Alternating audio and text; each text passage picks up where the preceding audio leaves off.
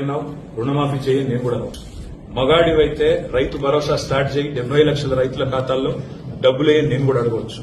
మగాడివైతే Mahalakshmi start చేయి, 1,67,00,000 మంది ఆడబిడ్డలు ఉన్నారు, నెలకు 2,500 ఇస్తానన్నావు, స్టార్ట్ చేయి, నేను కూడా అడగవచ్చు. కానీ నేను ఇవన్నీ అనట్లేదు. ఒక్క సీట్ అయినా గెలవము అనే మాట మాట్లాడే కదా. నీకు నిజంగానే దమ్ముంటే రేవంత్ రెడ్డి గారు, నేను సవాల్ చేస్తా ఉన్నా, నేను నా సిరిసిల్ల ఎమ్మెల్యే పదవికి రాజీనామా చేసి వస్తాను. నువ్వు నీ ముఖ్యమంత్రి పదవికి, కొడంగల్ ఎమ్మెల్యే పదవికి రాజీనామా చేసిరా. నీ సిట్టింగ్ సీటు మల్కాజ్గిరిలో ఇద్దరం కొట్లాడదాం.